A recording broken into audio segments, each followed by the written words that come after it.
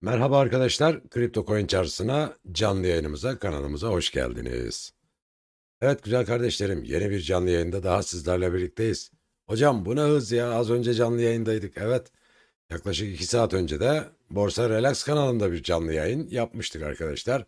Ne yaptık orada? Küçük de olsa balık tutmaya başladık. Değil mi? Balık tutmayı öğrendik orada. Burada ne yapacağız? Burada güzel kardeşlerim piyasa kıpkırmızı. Kan kırmızı yolumuz bakalım nereye kadar gidiyor.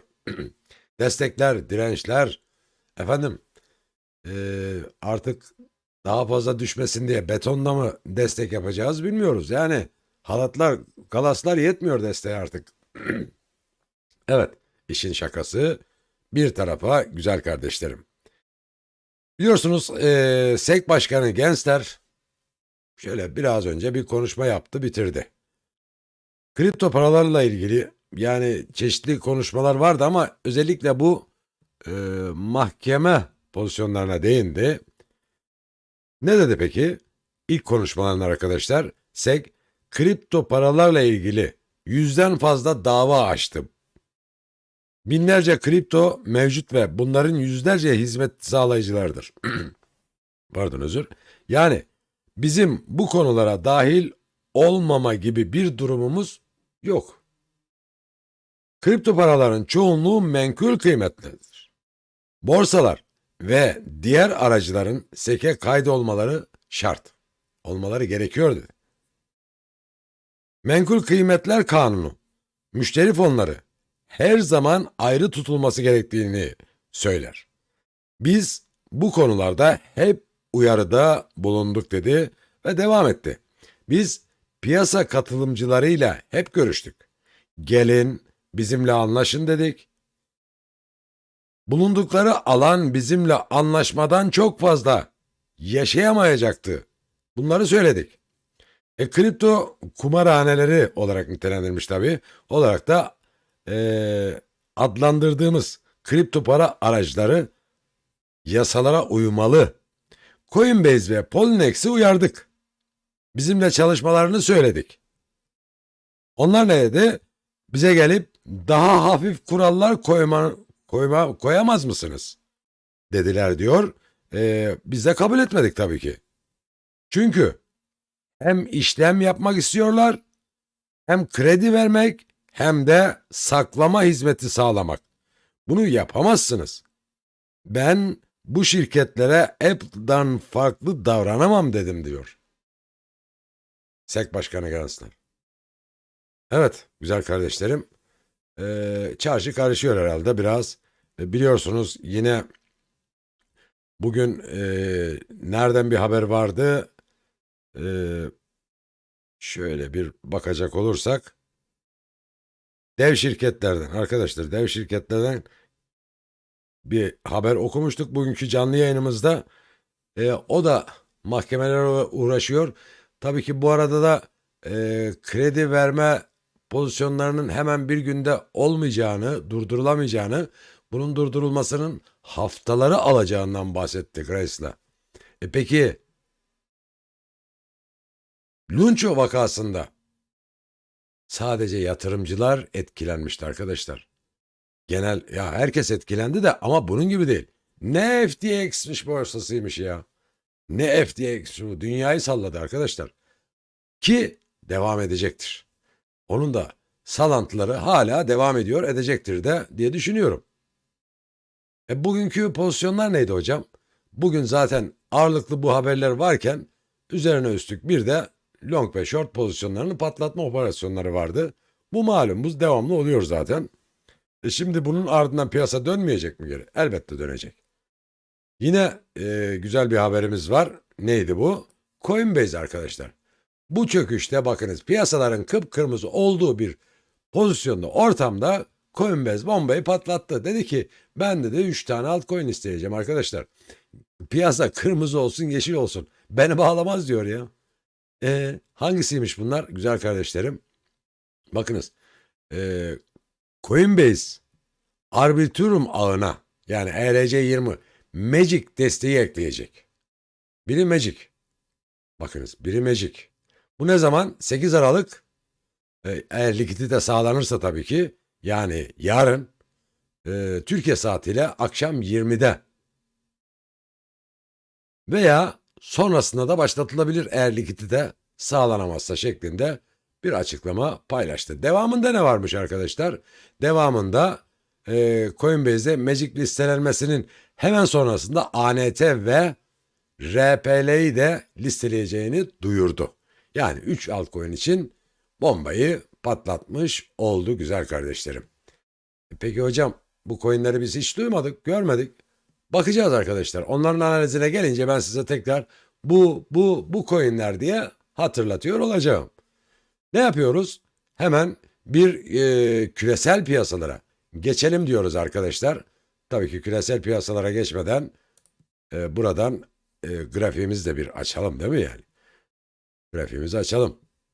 Ve bu arada yayınımızı bir kontrol hala yapalım. Güzel kardeşlerim. Yayınımızda neler var?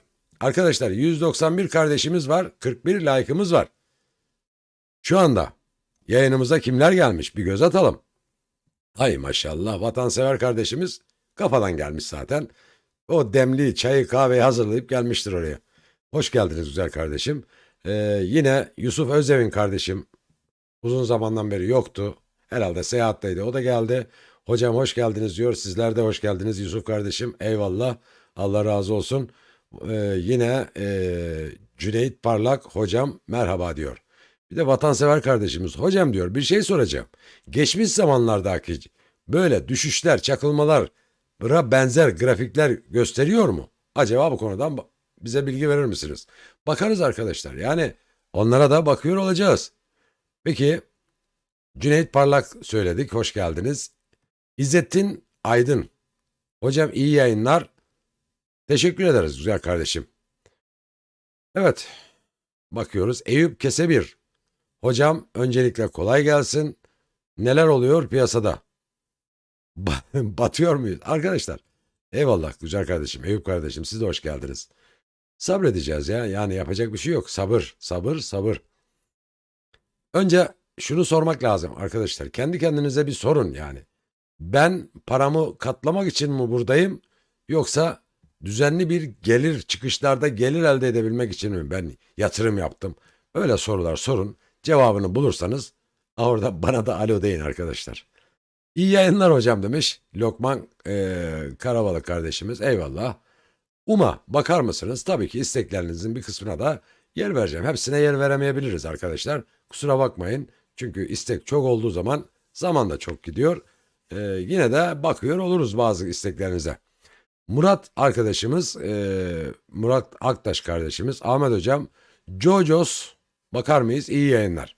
Evet tabii ki bu arada Murat kardeşimiz katıl butonundan üye olduğu için bir önceliği var. Jojos bakacağız. Analize başladığımızda Jojos'a bakacağız. Eyüp Kesebir zaten zarardayız. Daha düşecek diye moral bozuyoruz. Arkadaşlar piyasa uçurum gibi sürekli düşmez ya. Hiçbir mum sonsuza kadar aşağıya çekmez kendini. Dönüşleri var bu işin. Ya yolda yürüyorsunuz ya yolda. Hep düz mü gidiyorsunuz? Biraz aşağıya, biraz yukarıya, biraz düz. Aynıdır arkadaşlar. Aynıdır. Hiç değişmez. Böyle düşünün. Aynıdır. Ne kadar iniş varsa onun da çıkışı var arkadaşlar. Ne kadar iniş olursa onun da o kadar çıkışı olur güzel kardeşim. Yeter ki sabretmeyi bilin. Evet. Hasan İlhan kardeşimiz iyi yayınlar hocam demiş. Eyvallah güzel kardeşim. Hoş geldiniz. Lokman Karabıyık bugün UMA'ya girdim içeride kaldım. Çıkarsın dışarı kardeşim kolay. Basit bir coin değil. Çıkarsın. Abi sabredeceksin yalnız. İyi akşamlar iyi yayınlar hocam demiş. Atilla Tunç eyvallah iyi akşamlar. Berkay Deniz selamlar hocam. İyi yayınlar diyoruz. Teşekkürler güzel kardeşim. Rüya Soyat. Piyasanın kralı. Ay maşallah güzel insan. Hayırlı akşamlar, hayırlı yayınlar. Eyvallah güzel kardeşim. Hoş geldiniz. Teşekkürler. Evet. Zlatin Sadet. EOS'a bakar mıyız hocam demiş. EOS var listemde arkadaşlar. İnşallah unutmam. EOS var. EOS'ta da bugün %3'lük bir hareketlilik gördüğüm gibi geliyor bana.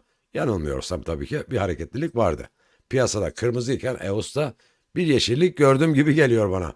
Çünkü gözlerimiz, bakınız az önce canlı yayın yaptık. Onun ardından siteleri gezdik. Yani boş durmuyoruz. Biz öyle yani hem çayımızı kahvemizi yudumladık hem de haberlerimizi takip ettik. Yani kardeşlerimizle ne paylaşırız? Bizi etkileyecek bir haber var mı diye. Buldun mu hocam diyor. Hı, yok. Yok. Yok, öyle bir haber yok piyasada. Evet, yani bilmediğimiz bir haber yok. Selamun aleyküm. Hayırlı akşamlar hocam demiş. Aleyküm selam isimsiz birey. Hoş geldiniz. Berkay Deniz. Battuk be hocam, battuk. Şimdi yok, bir şey olmaz ya. Yani eğer kaldıraçlı işlem ya da açığa satış long short pozisyonlarınız yoksa hiçbir şey olmaz arkadaşlar. Sıkmayın canınızı. Erhan, kulaksız kardeşimiz. Hayırlı akşamlar, iyi yayınlar hocam demiş. Eyvallah güzel kardeşim. Hoş geldiniz Erhan kardeş. Yunus Atlı hocam, nasılsınız? İyi misiniz? FIDA coin'in analizini yapar mısınız? FIDA. Tabii ki EOS, FIDA, bunların notu aldık zaten de dönüşte bakacağız. Dönüşte bakacağız arkadaşlar. Evet. Osman Gülaydın. İyi yayınlar hocam demiş. Eyvallah, hoş geldiniz kardeşim. Kürşat Taş'tan. Hocam Lit'e bakarız. Yıldıray Özkaya. Hoş geldiniz hocam. Eyvallah. Güzel kardeşim. Eyvallah. Siz de hoş geldiniz. Yusuf Atlı. Beyaz atlı. Şimdi geçti buradan diyor Yusuf Atlı. Hocam Fida Coin. Eyvallah. Ukvert. Doge bakar mıyız hocam? Doge arkadaşlar, Doge Shiba yazmanıza gerek yok. Lunch, Shiba, Ax bilmem ne, bunlar var zaten, listemizde var. Her zaman var. Demirbaş. Evet. Malik. Rune bakar mıyız hocam? Rune yoktu listemizde. Onu da aldık. Rune. Devam edelim şöyle. Mehmet Özçelik. FED faiz kararı ne zaman açıklanıyor? Arkadaşlar FED faiz kararını zamanı geldi. Fazla bir şey kalmadı. Bu ayın ortasında. Ama bunu zaten fiyatladık. Bu o kadar ilgilendirmesin yani. Bu biliyorsunuz FED faiz artırımı 50 bas puan bekleniyor. Sürpriz olur mu hocam? Gerçi bu piyasada ne zaman neyin ne olacağı bilinmiyor. Bir şey bilinmiyor da. Yani 50 bas puan bütün analizciler, yorumcular, borsacıların, yatırımcıların beklediği bir oran. Yukarı çıkar mı? 75 bas puana çıkar mı? Arkadaşlar zaten yani belli bir limit vardı. Yani ne kadar yükseleceği. Bunun 150'si kaldı geriye. Bu sene için zaten 50'si kaldı da bundan sonrakiler için de 25-25 2 faiz daha bekleniyor. Ama tabii ki enflasyonu düşürmeleri gerekir. Ardından faiz oranları da artırım düşecek ve hep sona erecektir. Ondan sonra piyasa bir nefes alacak büyük bir ihtimal. Hep böyle gitmez. Evet güzel kardeşlerim. Yine de Emre Dönmez lit bakar mıyız hocam? Lit bakacağız arkadaşlar, listemizde. Lit var zaten. Lit var. Baran Ticaret. Selam hocam. RLC bakar mıyız? Bakarız güzel kardeşim. RLC'ye de bakarız. NFT hocam nasılsınız? Eyvallah güzel kardeşim. Hoş geldiniz. Hıdır kardeşimiz. Hıdır Bal. Tork bakar mıyız hocam demiş. Tork'a da bakarız. Kadir Aygün. Selamlar hocam. Aleyküm selam. Hakan Turgay. Hocam iyi akşamlar. Doge olacak. Meryem Çağday. İyi yayınlar hocam. İyi akşamlar. Hoş geldiniz kardeşlerim. İyi yayınlar, iyi akşamlar diliyorum. Niyazi Akşahin. Hocam Spil. Mask'a da bakar mısınız? Spil. Mask var zaten. Mask listemizde mevcut arkadaşlar. Onlara da bakacağız. Aziz İpek kardeşimiz. Hocam sana zahmet bir Santos. Evet. Elimde olsa pamplatırım da yok. Elimde değil. Santos Lazio var arkadaşlar. Onlara bakacağız. Ahmet Beyazıt Adaşım iyi akşamlar, hayırlı yayınlar demiş. Algorand listemizde var güzel kardeşim. Algorand'a da bakıyor olacağız. Fırat Özbey merhaba Kral Yiğfi. Yiğfi de var listemizde. Siz hoş geldiniz kardeşim. Emre Otur Akkaya. Çift isim. Hocam iyi akşamlar, iyi yayınlar. İyi akşamlar kardeşim. Dursun Çetin, hocam Aralık'ta lunch ne olur? 35'ten aldım, zarar büyük ne olur hocam?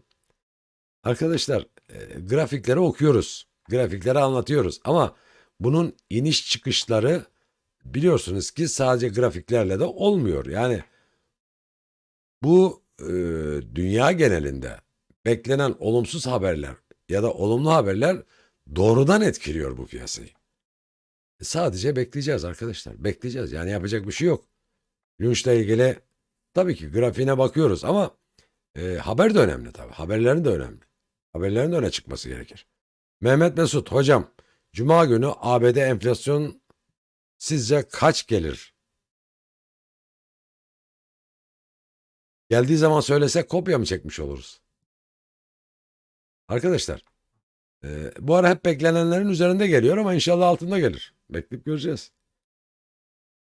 7, 7,6, 7,5 normal şartlarda yukarı beklenen üzerine gelirse 8'i bulursa vay halimize. Vay halimize deriz. Evet, Abdullah Kılıç, Musk ve Ape. Ape var arkadaşlar. Halil İbrahim Göçen Çiliz demiş. Hocam Çiliz de var. Çiliz de var güzel kardeşlerim. Evet yani tek tek okuduk. Hemen hemen isimlerinizin çoğunu. Şuralarda bitirelim. Hakkı kalmasın kardeşlerimizin. Ahmet Biçer ve Şeyin hocam. Eyvallah. İsmail Ekinci Matik diyor. Matik'e bakacağız tabii ki. Ve Şeyine de bakarız. Hocam evet. Hocam iyi akşamlar demiş. Dilerim siz nasıl özledik ulaşırız. He. Efe Salim. Hocam iyi akşamlar. Sizlere özelden nasıl ulaşabiliriz? Arkadaşlar şimdi mail adresimiz var bizim biliyorsunuz. Bakın şurada da Kayan yazında var. Videoların açıklamalar kısmında var. Yani oradan bana isteyen istediği zaman ulaşır. Ama illa da telefonla birebir görüşmek isteyen telefon numarasını bırakır konuşuruz. O ayrı. O ayrı arkadaşlar. O birazcık portföy yönetimine giriyor. Onun için yazışmalarınızda, maillerinize de cevap mutlaka veririz zaman buldukça. Evet, ETHV o da var arkadaşlar. ETHV o da var. Berat kardeşimiz gelen gelir giden gider. Batıyoruz. Değişen bir şey yok. Mutlu kalmayı unutmamak gerekir. Tabii ki sağlık önemli. Güzel kardeşimiz de yazdığı gibi sağlığımız çok çok önemli kardeşlerim. Evet. Şimdi ne yapıyoruz? Önce bugün küresel piyasalar açıldı ABD'de. Dün biliyorsunuz küresel piyasalar arkadaşlar düşüşle başlamıştı, düşüşle de bitirdi. Biz de aynı şekilde bitirdik. Bugün de açıldı. Bakınız yine kırmızıyla açıldı. Küçük çaplı da olsa. Önce VIX Korku Endeksimize bakalım. %1,5 civarında. Yukarıdayız. 28'e doğru gidiyor. S&P 500 an itibariyle 0,35 gibi bir geri çekilmesi var. 4 saatlikte gördüğünüz gibi düşüşle açıldı. Düşüş devam ediyor. Aşağıya doğru gidebilir. EMA 50'yi deneyebilir. Nasdaq keza aynı şekilde 0,36'lık bir kırmızıda. Kırmızı aşağı yönlü devam ediyor. Dünkü düşüşün devamı geliyor. Dolayısıyla bizim piyasamıza düşüyor. Dow Jones o da düşüşte devam ediyor. Dolar endeksi o da düşüşte arkadaşlar ama bir iki kıpırdama var sanki geri dönüyor gibi 105'lere geldi geri. Yarım puanlıkta bir geri çekilmesi var güzel kardeşlerim. Evet kripto cephesinde neler var? Altcoin'ler 471 milyar dolardayız. %2'nin üzerinde bir çıkış var. Dominans. Evet. Dominansın bugün yeşilde olduğuna ben seviniyorum arkadaşlar. Yani nasıl hocam? Niye seviniyorsunuz? Şimdi güzel kardeşlerim. Velev ki bugün bu düşüşe göre dominans da kırmızıda olaydı bu düşüş 2'ye 3'e katlardı. Bugün bu düşüşü ayakta tutan Bitcoin'in pazar hakimiyetidir. Unutmamak gerekir. Hani biz dominansa kızıyoruz ya bazen. Bugün dominansa kahve ısmarlayalım biz. Çünkü niye? Piyasayı bir uçuruma yuvarlamadı. Dominans kırmızı, Bitcoin kırmızı, altcoin neydi? Uçurumdan yuvarlanıyordu. Yani hatırlayın. Yani dominans ve Bitcoin arasındaki ilişkileri Bunu daha önce çok anlattık sizlere. Sitemize de yazdık. Evet, bu arada site dedik. Arkadaşlar siteye vakit buldukça yazıyoruz. Bu sabah yine yazdık. Düşüşlerle ilgili. Üye olursanız yani ne olur? Yazılardan haberdar olursunuz. Zaten ücretsizdir biliyorsunuz üye olmak sitemize. Sıkıntı yok. Siteyi zaten biz ne yaptık? Bu iki kanal için açtık. Yani Borsa Relax ve Kripto Coin Çarşısı için açtık. Burada yetişemediğimizi, buradaki izleyici kardeşlerimiz oradan da faydalansın diye açtık. Sizin için açtık. Yani okumak isteyen arkadaşlar geçer bakar, bilgilenir. Şimdi Bitcoin ne yaptı arkadaşlar? Aşırı bir düşüş var mı? Yok. Nerede? Dün gece açılış kapanış aslında çok güzel oldu. Bak lokum gibi bir kapanış açılış yaşadık dün gece biz. 17 bin doların üzerine çıktı. 17 bin 100 küsür dolarlardaydık. Sabah olduysa ne olduysa sabah oldu. Bir anda vatandaş ne yaptı? Yüklü miktarda long pozisyon açtı arkadaşlar. Bitcoin yükseliyor diye long pozisyon yükseliyor mu? Ha, şimdi gördün mü yükselişi?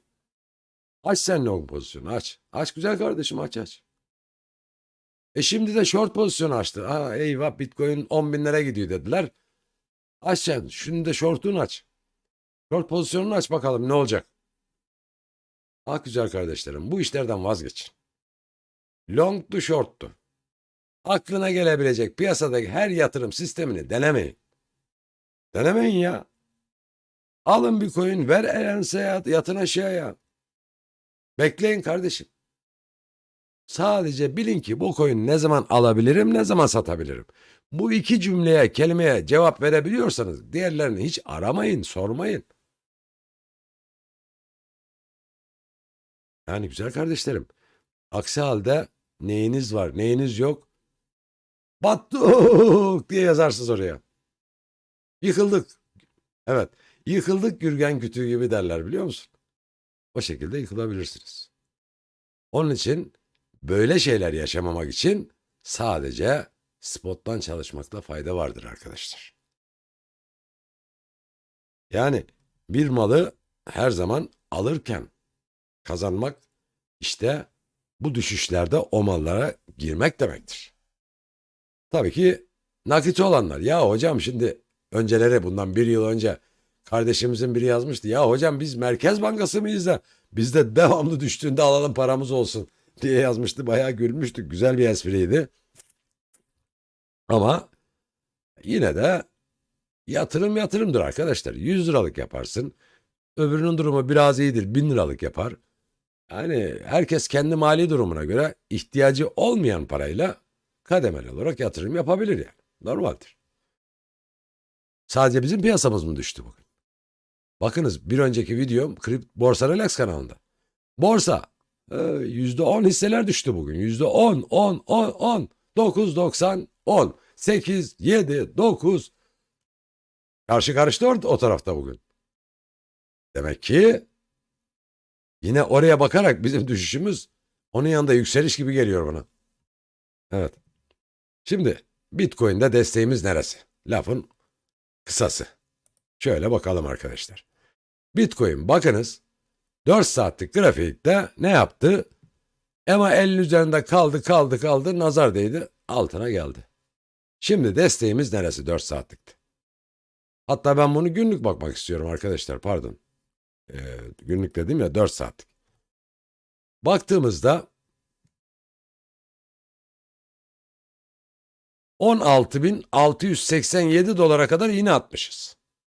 Şu an 16.800 dolardayız. Yani buradan tekrar yukarı yönlü bir momentum sergileyecek diye beklemeyin. Birazcık yatay gidecektir arkadaşlar.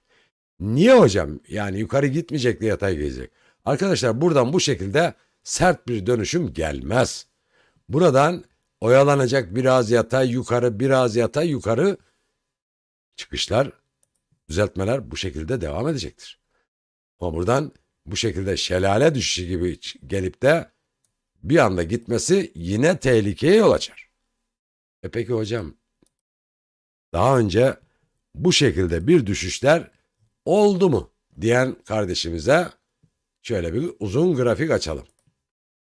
Bakınız kardeşlerim. Daha önce bu düşüşler oldu.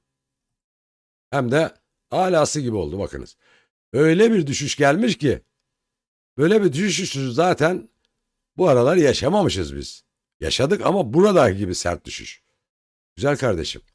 Bu ne zaman olmuş? Hemen onu da hatırlatalım. Şöyle. Bu 9 Mayıs 2021. Fiyatımız 59-60 bin dolar. Evet. Bir anda 30 bin dolar. %50. Bakınız ne zamanmış? 9 Mayıs, 22 Mayıs. 10 günde %50. Oldu mu öyle düşüş? Bir anda. Ondan sonra, bakınız ondan sonra 22 Mayıs'tan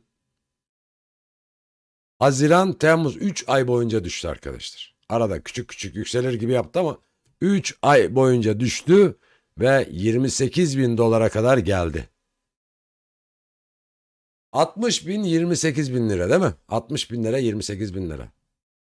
Bu 28 binden ne yaptı biliyor musunuz arkadaşlar? Temmuz ayı 2021.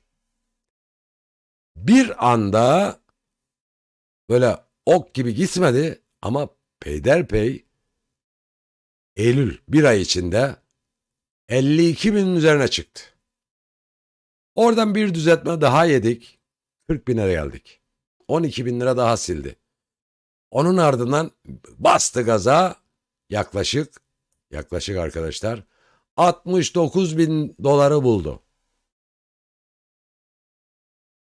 Evet 69 bin doları buldu. Yani düşüşler her dönemde var. Sadece o dönemde yok. Sadece bizim dönemimizde yok. Bakınız 2017 Aralık ayında. Evet hani derler ya bazen Aralık ayı düşüş ayı değildir. İnanmayın arkadaşlar. Hani yılbaşı rallilerimiz oluyor ama o günübirlik. O günübirlik oluyor. Aralık ayında bakınız. Bitcoin 19 bin dolardı. 20 bin dolara yakındı. 2017'nin Aralık ayında. Evet şöyle milimetrik yaparsak tam 20 bin dolar seviyeleriydi. Yani 19.900, 20 bin, 20 bin 100 bu aralarda gezeliyor idi. O dönemler iyi hatırlıyorum. Peki ne yaptı arkadaşlar biliyor musunuz? Aralık Şubat'a kadar 5.500 dolara indi. 1/4. Hatta daha da aşağı geldi. Ondan sonra pandemide. 3.800 dolara kadar indi. Evet. Yani artık muhasebesini, kararını siz kendiniz yapın. Biz çok düşüşler yaşadık. Onun için diyoruz ki her düşüşün mutlaka bir çıkışı vardır arkadaşlar. Kısa analize gerek yok. Hedefler ortada. İniş çıkışlar nasıl olmuş gördünüz. Bu panik neyin nesi? O zaman 20 binden alan 5 binden Bitcoin almadı mı? 3.800'den Bitcoin almadı mı arkadaşlar?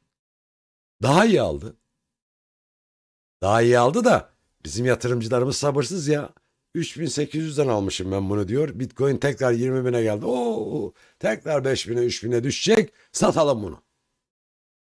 Sonradan böyle baktılar peşinden 69 bini görünce 68 bini 70 bine dayanınca Bitcoin. Tüh. Ondan sonra iki muhabbet arasında kahvede, köşede, iş yerinde ya da toplantılarda. Satmasaydım bende de bu. Ya kardeşim satmasaydın. Ya alsaydım böyle olur. Ya alsaydın. Bu tür lafları konuşmanın bile yersiz olduğunu düşünüyorum arkadaşlar. Onun için bir piyasaya girdin mi bekleyeceksin. Bekleyeceksin. İhtiyacın olmayan bir parayla. Allah göstermesin acil bir durum olur. Hastan olur, ihtiyacın olur. O zaman zararı bile gözün görmez. O ayrı. Onlara hiçbir sözümüz yok. Onlara bir şey söylemeye hakkımız da yok. Ama sen hiçbir şeye ihtiyacın yok. Paran kenarda duruyor. Canın sıkıldı. Ya araba alasın geldik. Bozdun gittin araba aldın ya. Ya da ev aldın. Artık bilemem. Para senin, pul senin. Evet Bitcoin'deki durum bu arkadaşlar. Bitcoin Yani gösterdiğim gibi grafikte durum onu gösteriyor. Hatta ben günlük devam edeceğim günlükte. İlk direncimiz 18 bin dolar. Evet. İlk direncimiz EMA 50 günlük ortalama. Ben şimdi 17 bin demiyorum işte. Günlük bakıyorum çünkü. İlk direncimiz 18 bin dolar.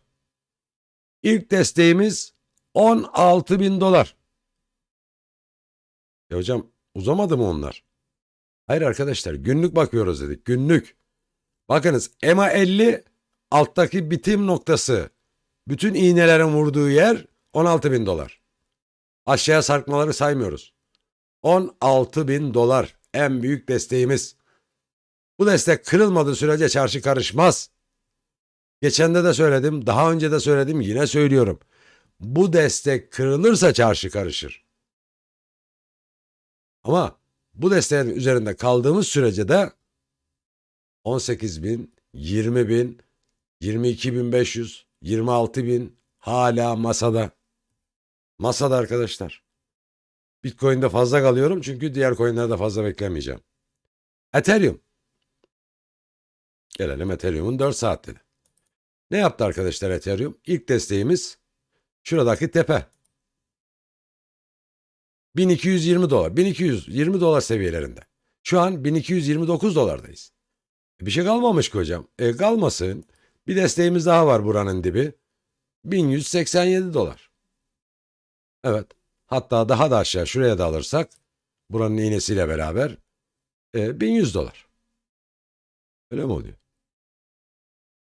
1181 dolar. Yine aynısı. Sıkıntı yok arkadaşlar. Sıkıntı yok. %3'lük geri çekilme, 5'lik geri çekilme, kripto paralarda öyle geri çekilme değildir arkadaşlar. Evet, GAL %5 geri çekilmiş durumda. 1500 yani 1,5 doları kıramadı dedik. Şu anda da 1 dolar 43 centlerdeyiz. Çok mu çekilmiş geri? Zaten 1,5 dolardaydı. Şu anda 1,5 dolardan biraz aşağı 70 cent noksan. Desteği neresi? 1.40. 1.40, 1.50 gidiş gelişleri şimdilik olur. Çiliz. En büyük darbeyi Çiliz attı yatırımcılarına. Bakınız. Burası 4 saatlikte. Şu mum şu derinliği gösterir dedik. 0,14,5 dolarlık bir desteği var. Aşağıya doğru devam ederse dedik. Daha önce biz bunu çizdik aşağıya. Dedik ki gelmesini istemiyorum arkadaşlar. Aşağı yönlü okumun 12'den vurmasını istemiyorum dedim ama vurdu. Bu da vurdu. Bakınız. 0,15,20 dedik. Şu an 15,10. 12'den vurdu yine. Çiliz'de durum bu. Şu anda yön aşağı yönlü devam ediyor. Hatta burayı saatlik bazda düşürmüşüz herhalde. Bakınız saatlik bazda. Buradaydık. Filama var. Şuradaki derinlik geliyor dedik. Oku da buraya koymuşuz. Arkadaşlar saatliktir burası ya. Evet saatlik bazda yapmışız. Gördüğünüz gibi. Bu desteğini kırarsa dedik 14.000 14,5 14,5 dolarlara kadar gerileme olabilir demişiz. Bu arada yayınımızın kontrolü hala yapalım. Ayıp olmasın değil mi? Güzel kardeşlerim. Geleceğim kardeşlerim. Yine istekleriniz var. Daha önce yazdığım istekler var. Onları inceliyor olacağız. Evet. Çiliz'de durum bu. Peki hocam. Matik ne? Matik ne yapacak? Matik arkadaşlar yataya bağladı. %3,5'luk bir geri çekilmesi var. Şimdilik yatay. Gördüğünüz gibi stabil gidiyor. 0,88 dolar. Altta var mı desteği? Yok. 87, 88, 89 bu bant aralarında gezeleyebilir. Ama direnci var. 90'da direnci var. 90 direncini kırması lazım. Devam edebilmesi için. Kur ve DAO. Sağlam duruyor. Evet. Bugün bir ara 67'ye kadar iğne attı. Sabah 64'e kadar geriledi. Şu an 66 seviyelerinde. 65-90, 66. %3'e yakında bir kırmızılığı var. Evet. Formasyon güzel. Şelale düşüşü bitti. Şimdi formasyon yapmaya çalışıyor. Devam edecektir arkadaşlar. Bunlar toparlanacak. Bunlar geri dönecek. Algorand %5. Aynen çiliz gibi bu da. Evet. Çiliz gibi arkadaşlar. Ne görüyoruz hocam Algorand'da? Evet. İnşallah bu formasyon buradan döner geri.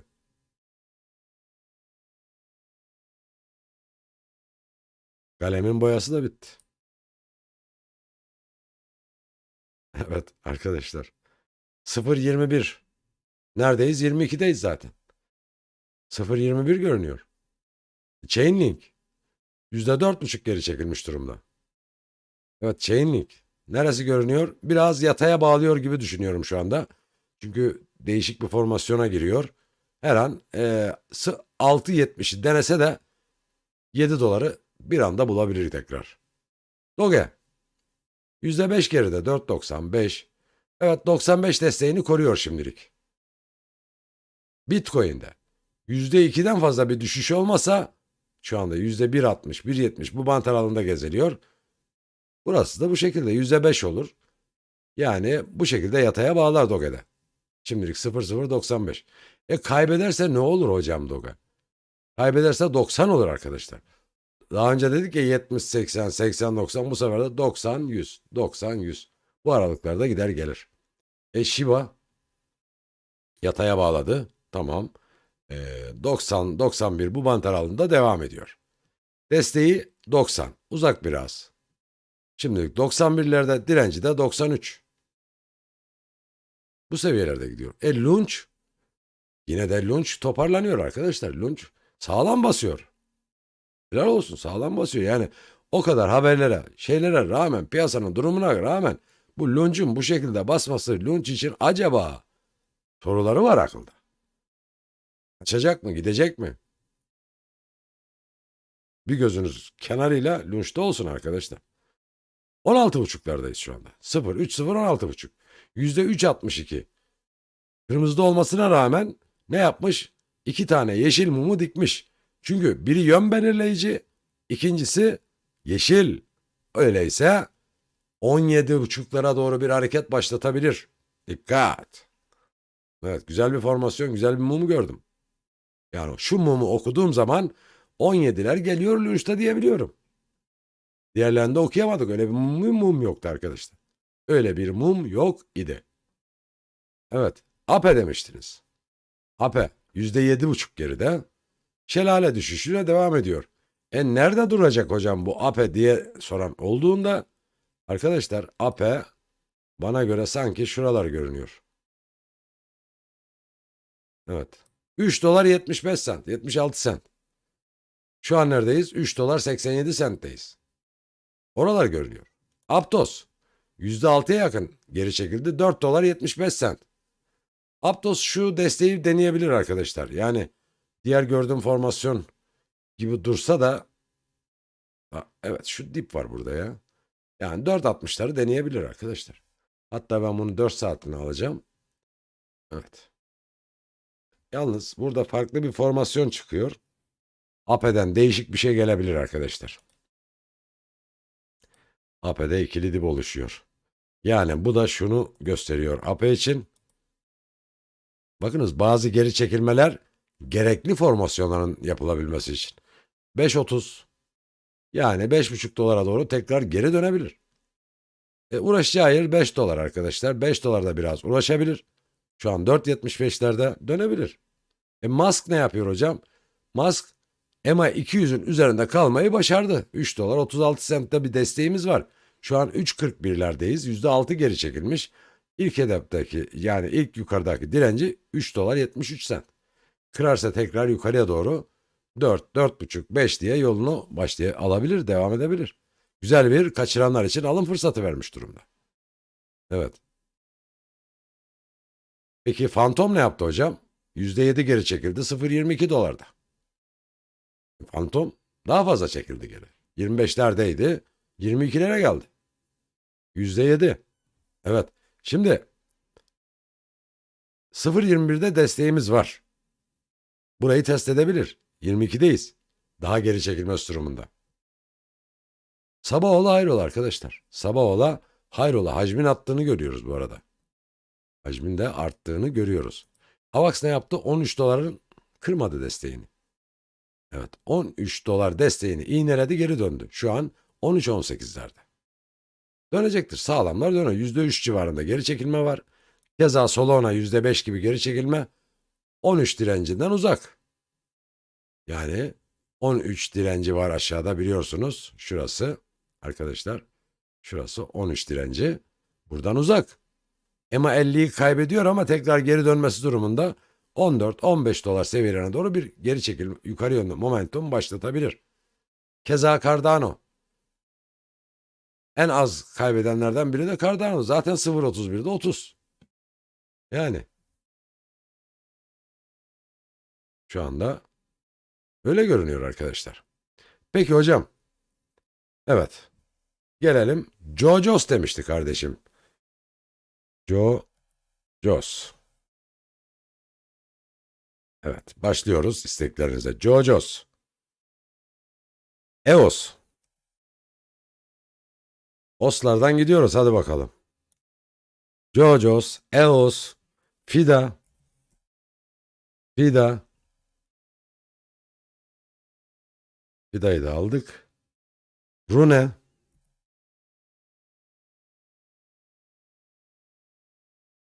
Rune de yazılmış durumda. Lit demiştiniz güzel kardeşlerim. Lit'i de aldık. RLC.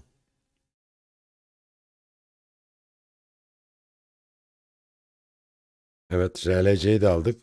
Tork. Tork'u desteklemiyor güzel kardeşim. Tork. Yok. Henüz grafik programımız desteklemiyor. Spill. Spill. Musk. Baktık zaten. VeChain. VET.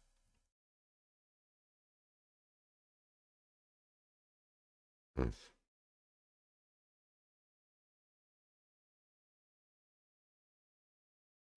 Bir de ETHV varmış orada. Evet. Şimdi arkadaşlar,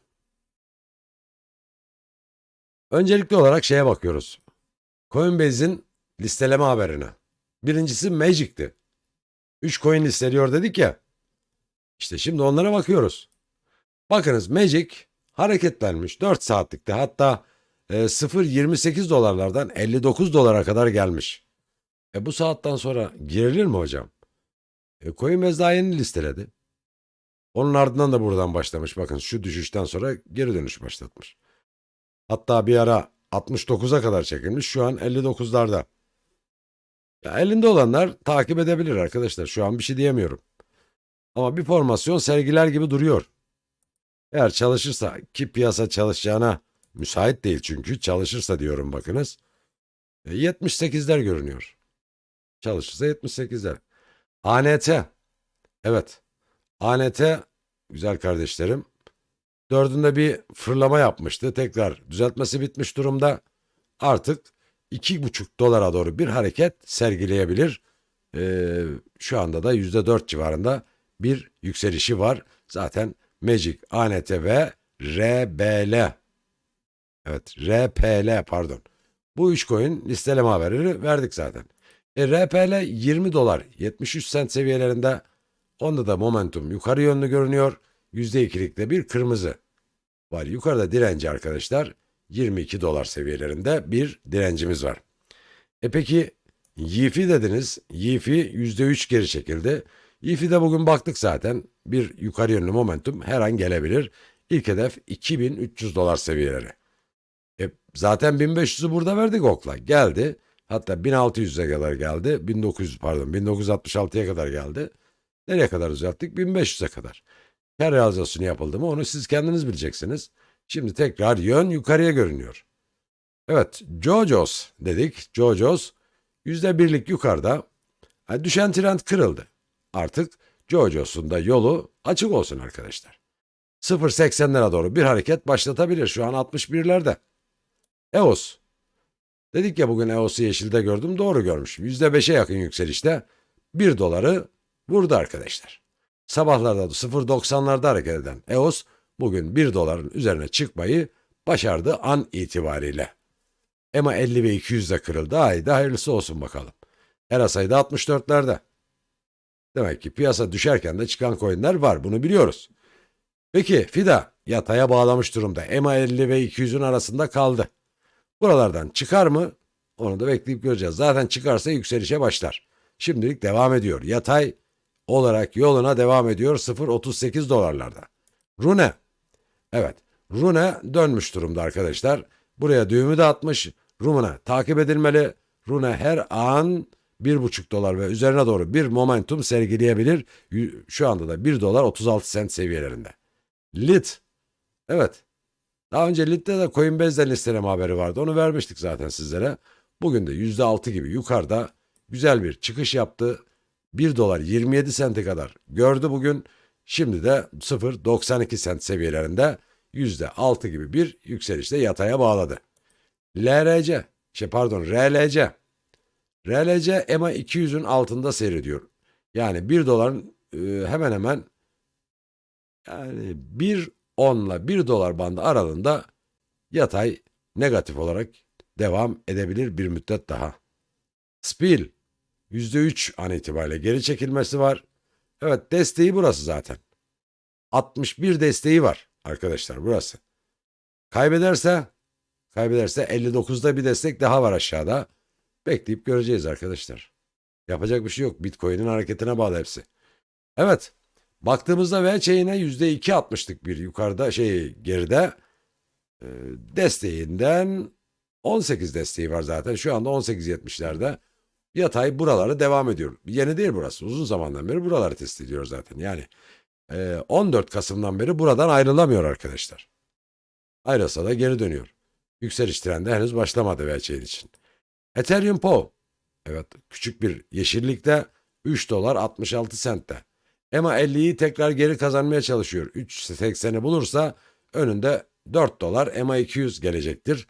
Ki buradan sonra da yolu açılabilir tekrar. Ama öncelikli 4 doları bulması lazım. Yani EMA 200 günlük ortalamayı bir test etmesi lazım ki tekrar yükseliş trendine devam etsin diyoruz. Evet güzel kardeşlerim. Şimdi bugün piyasanın durumu bu şekilde. Yani böyle 1 saatlik, 1,5 saatlik yayın düşünmüyorum. İkinci canlı yayınımız. Saatimiz şu anda 10 dakika sonra 1 saat yayında oluyor. 50 dakikalık yayındayız şu anda. Gördüğüm kadarıyla piyasada hangi coin analizini yaparsak yapalım. Lazio Santos'a bakacağım. Lazio Santos var arkadaşlar. Onlara bakacağım. Yani haber demiştiniz. Ona da bakacağız. Yavaş yavaş birkaç tane coin'den sonra bitirmeye çalışacağız. Şöyle bakalım. Lafı fazla uzatmadan UMA alalım arkadaşlar. UMA haber.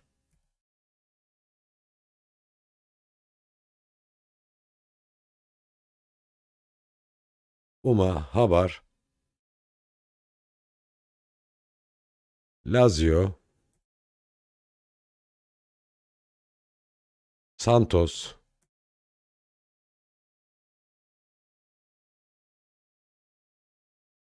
Evet. Onları da aldıktan sonra bu STC'yi alacağız. Onur Göremez hocam beklemedeyiz demiş güzel kardeşimiz.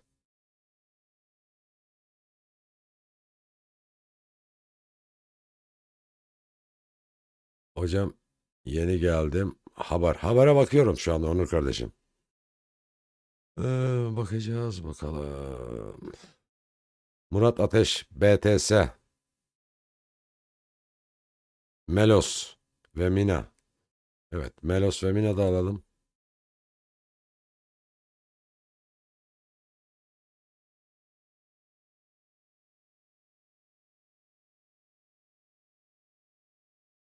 Mina aldık. Melos ve Mina'yı da aldık arkadaşlar. Isokar hocam vakit kalırsa IMX demiş. Alalım onu da alalım. IMX'i de alalım güzel kardeşim. DOT'u da alalım. USDC'yi de alalım. IMX. DOT. USTC.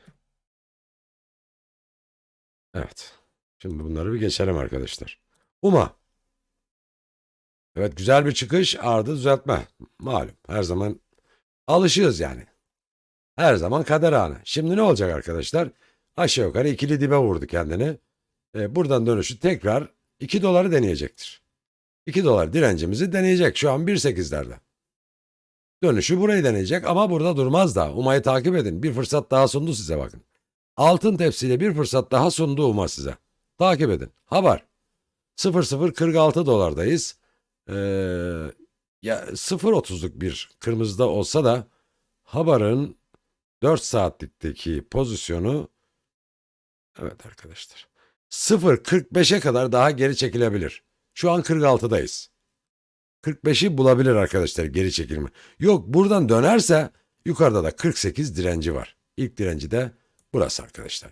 Yani bu iki band aralığından kendini kurtarıp hatta üçüncü band olan 49-50'lerde 50 diyelim 00-50'lerin üzerine atarsa Haber rahat bir nefes alır. Lazio 5 doların hemen altında 4.94'lerde bir fiyatlaması var %2,5'luk. Yatay olarak devam ediyor diyebiliriz buna. Yatay negatif olarak devam edebiliyoruz. Bu fan tokenlerine 3-5 düşüşlerine aldanmayın arkadaşlar. Bunların dönüşleri de sert oluyor, düşüşleri de böyle oluyor. Evet, şu anda 4.94 seviyelerinde hareket ediyor. 5 dolar 16 sent ilk direnci var. EMA 50 günlük. Santos. Evet Santos'un da 6 dolar 78 sentte ilk direnci var. Şu an 6,5 dolar seviyelerinde %3 civarında bir kırmızıda görüyoruz. Melos. Küçük bir yeşilliğe sahip düşüş bitmiş arkadaşlar Melos'ta.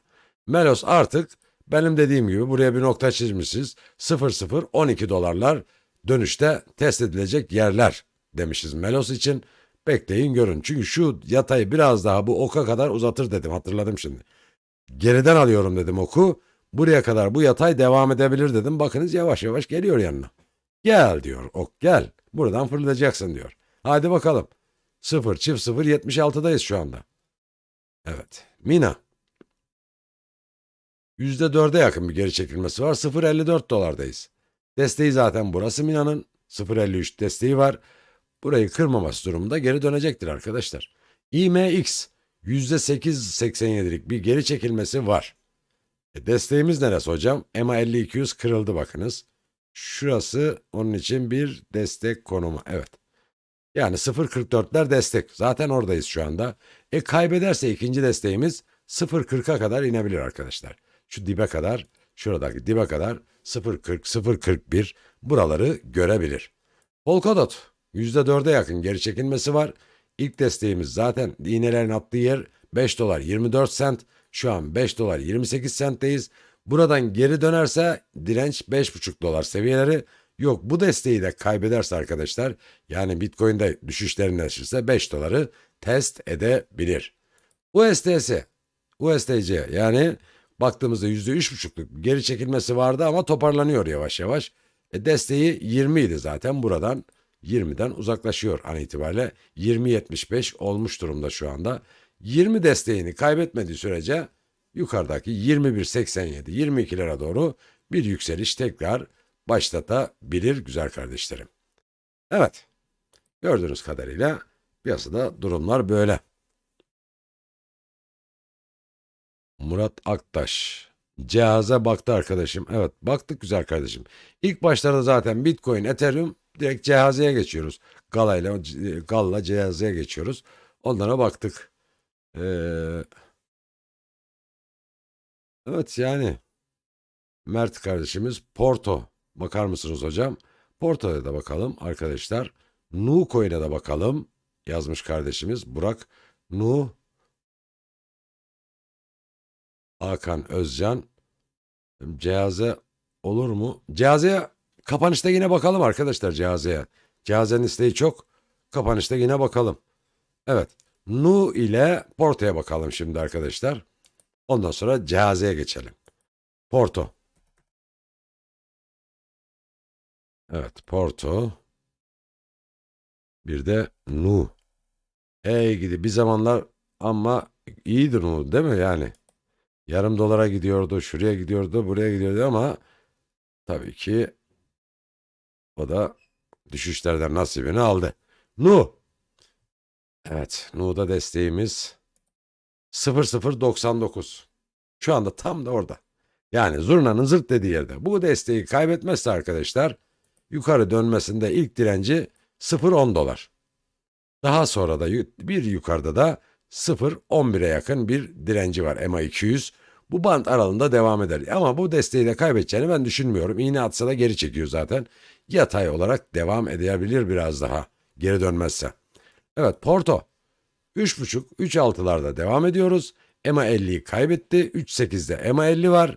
Burayı tekrar bulabilir. Çünkü desteğini kaybetmedi. Geri dönüşü 3.8 ilk direnci, daha sonra da 4 dolar 30 sent ve onlar da 5 dolar şeklinde yorumlamıştık zaten daha önce. Bugünkü düşüşleri hesaba katmazsak geri dönüşlerde ilk direnç 3.8 arkadaşlar. Evet, Çiliz'e dönelim dedik değil mi?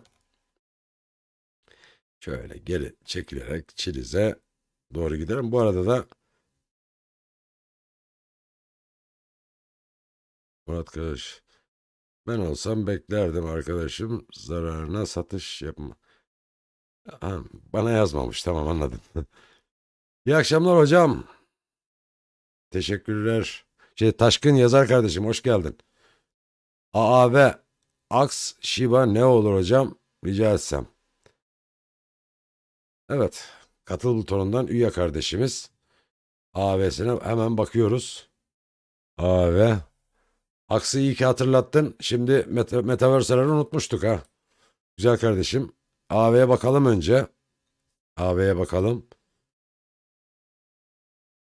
Şimdi bitimi şeyle yaparız. Metaverse'lerle yaparız. Çiliz'e geçelim. Shiba'ya, Doga'ya, onlara bir göz atalım az bir. Ondan sonra şey yaparız. A ve 61 dolardayız. Evet. Geri çekildi bayağı. Şimdi 60 desteği var arkadaşım. 60 desteğini kaybetmese, daha önce buralar hep denedi, geri döndü. Yine dönecektir. Yani sıkıntı yok. %4,5'luk geri çekilme fazla bir düşüş değil arkadaşlar. AV'de yatay olarak devam ediyor diyebiliriz. Peki hocam, Shiba demiş. Shiba'da durum ne? Ee, evet, bakıyoruz. Shiba. Evet. Shiba'yı anlattık zaten. 91 seviyelerinde yedik. Geri dönüşü arkadaşlar 93 direnci var. Pardon. Ardı 0.60'ya kadar gider. Şu anda yatay olarak 90-91 seviyelerinde, destek dirençlerinde yatay bazda gidiyor. %2 geri çekilmesi. Biri bize andı, bir su içelim. Yani yatay olarak yoluna devam ediyor güzel kardeşlerim. %2 fazla bir düşüş değil Shiba için. Diğerlerine göre iyi dayanıyor. Lunch da aynı şekilde. Evet. Çiliz. Çiliz %5.80'lik bir geri çekilmesi oldu.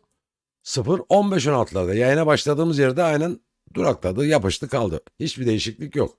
Yayında başlarken ne anlattıksa aynısı.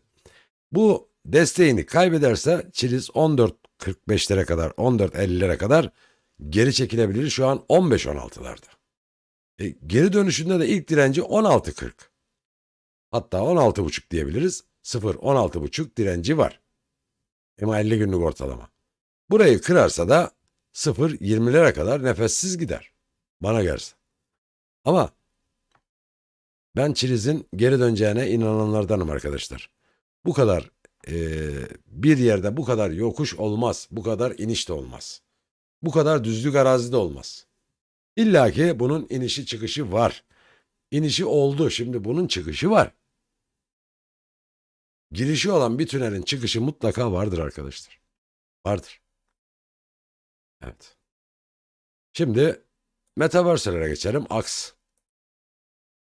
Aks 8,5 dolar. Nereye kadar iğne attık? Hedef zaten gelmişti. 10 dolar seviyeleriydi. Şimdi neredeyiz arkadaşlar? Buralarda çarşı karışmış. 8 dolara kadar yine atmışız. Kaçırdım diyenler. Üzülmesin. Üzer miyim ben sizi diyor. Alın 8 dolar size yine diyor. Şu anda da 8,5 dolar. 8 dolara kadar geri çekildi. Şu an 8,5 dolar. İlave yapmak için zamandır bana göre. Çünkü bakınız burada düğüm geliyor arkadaşlar. Şurada düğüm geliyor. EMA 50 200'ü kesmek üzere. Hacim çoğalmış. Hacim bol hacim var aşağıda. RSI 62'lere gelmiş. Dikkat. Gal yani gala. EMA 50'nin üzerine oturdu. Gala'nın da buradan çıkışı olacak. Ne kadar olacak hocam? Aha da bu olacak arkadaşlar. Aha da bu olacak. EMA 200. 28'ler geliyor. Şu an 25'lerde. Sandbox 0.57'lerde. Evet Sandbox. En alttaki 54-55 desteğini deneyebilir. Şu an 57'lerde. EMA 50'yi kaybetti çünkü. Mana 0.39'larda. Aşağıdaki desteği bulunan 35'i bir kez daha deneyebilir. Dikkat. Engine 0.29'larda desteğini denedi. Şimdi buradan geri dönüş. 0.30'lara doğru tekrar geri dönüş başlatabilir. TLM %5 an itibariyle düşüşte.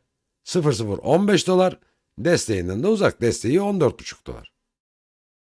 Alise 1 dolar 28 sent. İlk desteği 1.26. Evet 1.26. Bu desteğini kırmaması lazım ki geri dönsün. Ki dönüyor da zaten. 1.28'lerde şu anda. Evet. Atlas'a bakalım. Star Atlas'a. Güzel bir düşüşü var. Ama tamamlıyor arkadaşlar. Star Atlas %7 düşse de bakınız öyle bir formasyonu imza atabilir bu. Yani şuradan aşağıya gelen bir düşen trend var ve bu trende de ne yapabilir? Geri dönüşü hemen olmasa bile. Şuralardan bir yerde olsa bile 39-40'lar görünüyor. Şu an 29'larda. 0 çift 0 29'larda şu an. Evet.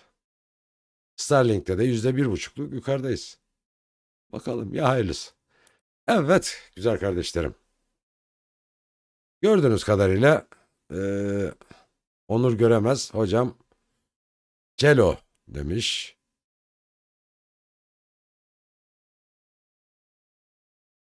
Muhteşem olacak tabii ki. Bekliyoruz. Hepimiz o yönde. Çiliz'in dönüşü. DYDX. Lit'e baktım güzel kardeşim. Kürşat kardeşim. Lit stabile bağladı.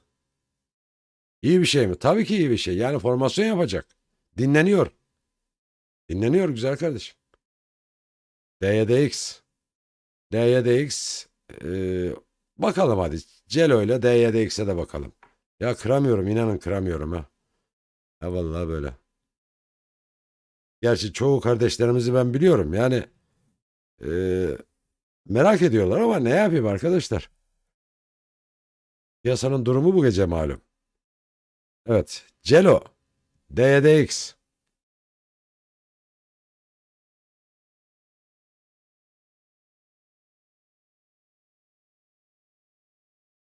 Celo %7. DYDX %7. Oy. İkisinde de %7'lik bir geri çekilme var arkadaşlar. İlk çekiliş yani 0.59 58'ler görünüyor ama şu anda zaten tam da orada. Altta devam etmesi durumda EMA 200 günlük ortalama var 0.55. Buraya kadar gelebilir bakınız. Mi acaba? Eğer şuradan dönersek arkadaşlar bakınız şu 58'den şu anki fiyattan dönersek bizi ne bekliyor biliyor musunuz? Şurası bekliyor. 75-76'lar bekliyor arkadaşlar. Celo'da. DDX'de ne? Çünkü çok güzel bir formasyon var. Düşen yükselen, düşen yükselen. Burası da bizi şuradaki desteği bekliyor arkadaşlar. Şu. 1.59 desteğimiz var. Şu an 1.63'teyiz. Burayı deneyecektir. O öyle görünüyor. Yani 1,5 dolara yakın bir geri çekilmesi olabilir. Şu an 1.63'lerde. Zaten burada bir sanki ikili dibe imza atacaktır. Dönüşü de 2 dolar olur tekrar. Evet, dönüşü de 2 dolar olabilir. Bakınız bugün Feçhali'de güzel bir yükseliş var. Geri dönmüş durumda. %4,5'luk bir yükselişi var. 0,073'lerde. Direnci 75 demişiz. Denemiş. İğnesiyle denemiş. Evet. Erasay 60'larda takip edilmelidir. Diyoruz. Tabii ki yatırım tavsiyesi vermiyoruz biliyorsunuz. Musk'a baktık. Yeni geldim. Musk'ın son durumu nedir demiş Hüseyin Yılmaz kardeşimiz. Musk birazcık geri çekildi ama bakalım arkadaşlar. Hoş geldiniz yine.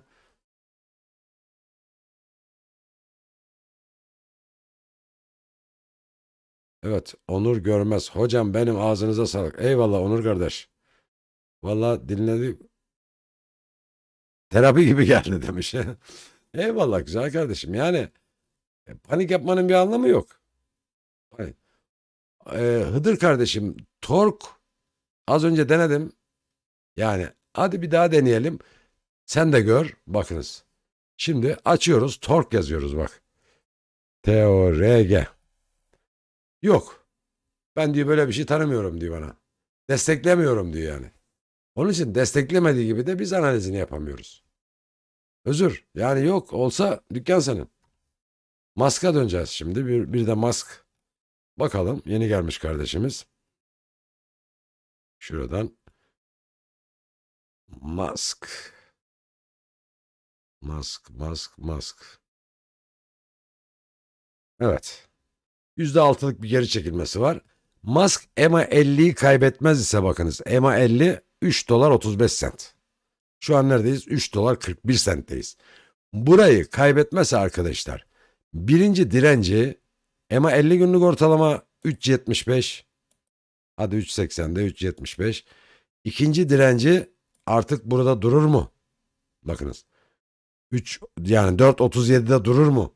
Yoksa daha önce test ettiği bakınız daha önce test ettiği tepe 5,5 dolar 6 dolar buraları mı görür? Bunu artık biz de bilemeyiz. Ama bizim şu anda size söyleyebileceğimiz EMA 200'ü kırmamalı. Yani 3,5 doları kırmamalı. Kırarsa velev ki 2.80'e kadar geri gelebilir. Yani 2.80'e kadar düşebilir. Ama ben buradan geri döneceğini düşünüyorum arkadaşlar. Çünkü piyasanın geneli düşükte çünkü şu anda. Geneli düşüşte. Bitcoin çok değil. %1,5'da 1,70 arasında gidiş gelişleri var. Şu anda 1,60. Evet. Ethereum'da %3 gibi düşüşü var. Yani %3-5. Bu şekilde devam ediyor altcoin'ler. Şimdilik bu şekilde beklemekte yarar var diyorum. Güzel kardeşlerim. İnşallah yarın yeşil bir piyasayla karşınızda olmayı dileriz arkadaşlar. Lite de baktık, Gala'ya da baktık güzel kardeşim. Ali Aslan kardeşim, Gala'ya da baktım. Murat Ataş kardeşimiz. Hocam 10 kere yazdım demiş. BTS. Murat Ateş. BTS'ye karşı alerjiniz mi var? Anlamadım sizi. İyi yayınlar diliyorum. Yo görmedim arkadaş. Görmeyince görmeyi demek ki insan. Ya da onu çok büyük harfle mi yazsan ne yapsan? Evet. İsa K. Onur.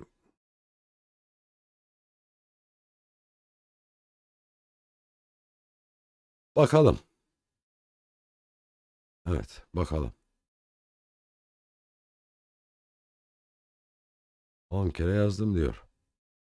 Hala gördüğüm halde BTS mesela. Çünkü şurada çok küçük duruyor önünde arkadaş. BTS yazmışsın. Bakalım. Bakalım.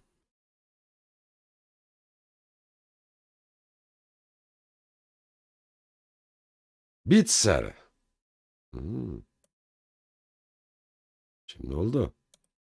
Evet. Aldık. Güzel bir rally yapmış zamanında. Ne zaman yapmış bu rally'yi bu güzel kardeşim? 2 Aralık'ta yapmış. Yaklaşık 0.0088'lerden rally'yi başlatmış. 15'e kadar gitmiş 0015'e kadar. Şu an 96'larda. Sıfırı tekrar misafir etmiş. EMA 50'yi kaybediyor. Kaybederse de 87'ler gelir 88'ler.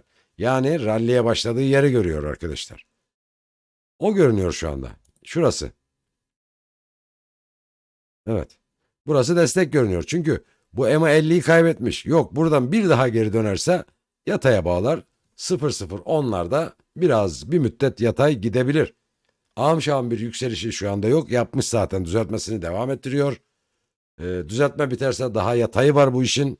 Yataydan sonra da yükseliş artık bir dahaki yayında bakarız. Geçiyor mu geçmiyor mu? Bir dahaki yayında ona da bakarız. Kusura bakma kardeşim, yani yazmışsınız da bütün yazılanları da görme şansımız olmuyor. Yani e, kendinizi bir de benim yerime koyarsanız hak vereceksiniz. Teşekkür ediyorum. İnşallah yarın yine görüşürüz. Yarınki yayınımızda bakalım piyasada neler oluyor. Dediğimiz gibi sabah uyku sarhoşu oluyoruz. Yayınlar, videolar çekemiyoruz. Hemen ne yapıyoruz? Çayımızı, kahvemizi yudumlarken böyle ilginizi çekebilecek bir şey varsa onu da web sitesinde yazı olarak yazıyoruz. Sizlerle paylaşıyoruz Telegram gruplarında. Adam Telegram grubuna katılmış ama bildirim zilleri kapalı. Ne gelenden haberi var, ne gidenden. Yani artık o sizin vereceğiniz bir karar kardeşlerim. Teşekkür ediyorum. Görüşmek dileğiyle. Hepinize iyi geceler kardeşlerim. İnşallah yarın değişik bir piyasayla karşınızda olma dileğiyle. Hoşça kalın.